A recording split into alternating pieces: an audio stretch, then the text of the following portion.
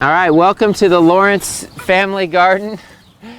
This month we're talking about clean outdoor living and exercise, the importance of gardening. This is our quaint, humble family little garden. It's really important to us that we grow some of our own food. We want to teach our children that food comes out of the ground, that God gave us food, and that we're to cultivate the fields and grow our own food, that food doesn't just come from grocery stores, that there was a time when everybody got their food from the farm, and I think there'll be a time coming where grocery stores won't be around anymore and we'll have to grow our own food.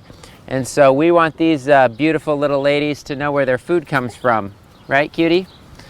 So our little garden here, there's a documentary that I learned a lot from I want to share with you. It's called Back to Eden. A lot of you might have seen it. But it basically talks about our farming practices and how we've really destroyed our land.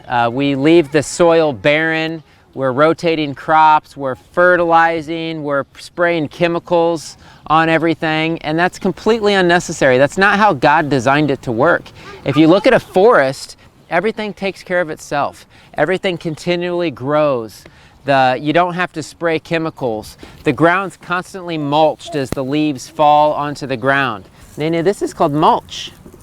Yeah. So the way we do our garden, and we do pretty successful with our little garden here. We have a little cattle guard. You can get a cattle guard fence, and you can put climbing plants up here like cucumbers and different things, peas.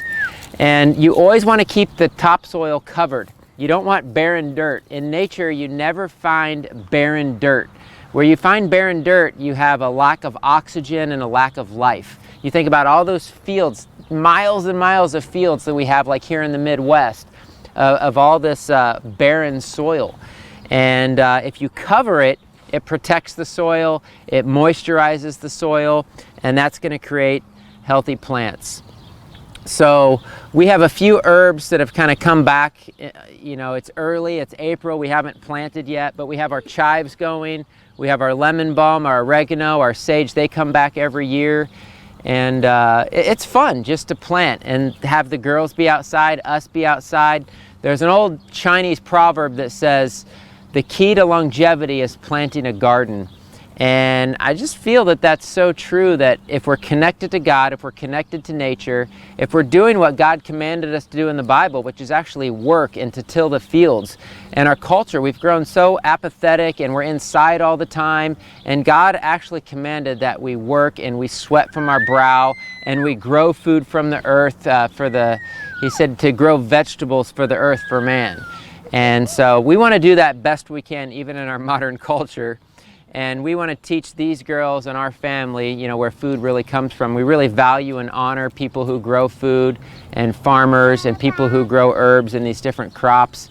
And you really want to support them. You want to support local stores, local farmers markets, trying not to support big chain grocery stores. We really need to get back to community, to helping each other, to growing food together, to living life together, to doing community together, to doing family together, because that's God's heart.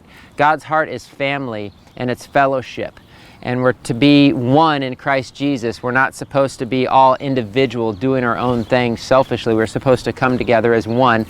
And I think a garden's a neat place to do that. They have these community gardens in a lot of cities now where people come together and grow food. And some more of those kind of activities we can promote, the better. So have fun outside, have fun in your garden, make it fun for your kids, teach your kids where food comes from.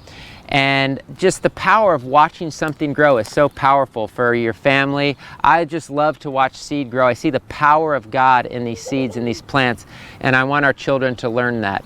So have fun in your garden. There's all kinds of great resources out there to teach you how to garden well.